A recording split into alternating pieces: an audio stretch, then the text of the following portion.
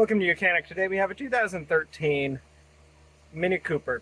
On this vehicle, we're going to go over the process to remove your front steering wheel in case you need to replace it or you need to gain access to the clock spring or your combination switches to replace those.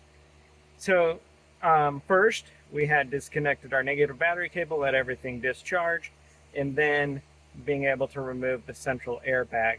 Also, before we go ahead and remove anything, we make sure that our steering is straight forward and the steering wheel is aligned there.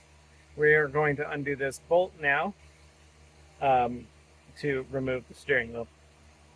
So this is a size 16 millimeter bolt.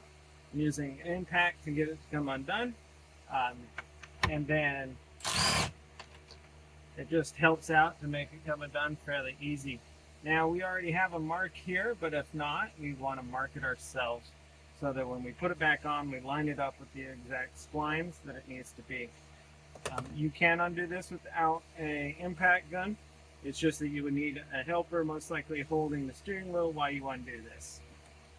Now, we do have the electric up top here that we need to unclick, and this is the electrics that go to your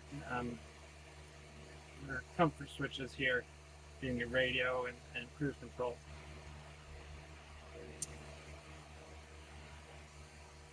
And that is, you want to get this unhooked. It's what goes into the clock spring there. All right, so I just pulled this wire out a little bit. It goes in this little groove there, just so I can get a pry tool in there to be able to disconnect where this little tab connects in there. So now we have the electrics unhooked from the clock spring and the steering wheel, and we do have our mark here so that we know which way to put this back on. And now we can just be able to pull on our steering wheel and remove it. We also have like a master spline in here to line that back up with the little indent there. Still, we could still be putting this on in the wrong fashion.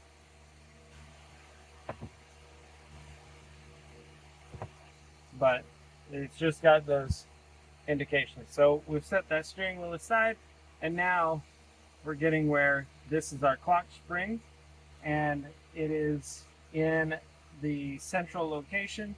We have a little sight glass here that we can see where the little where it's supposed to be set. But we want to do our best to keep this in the central location if we are needing to remove this, to remove our combination switches. And when we're putting a new one on, we want to make sure that this isn't spun one revolution to the wrong direction, because this can only go like 3.5 or 2.5 one way and 2.5 the other way. And so if it's got one revolution and then when you turn, you're going to break it, and it'll cause a lot of issues with your airbag system. Thanks for watching Mechanic, where you can be the mechanic.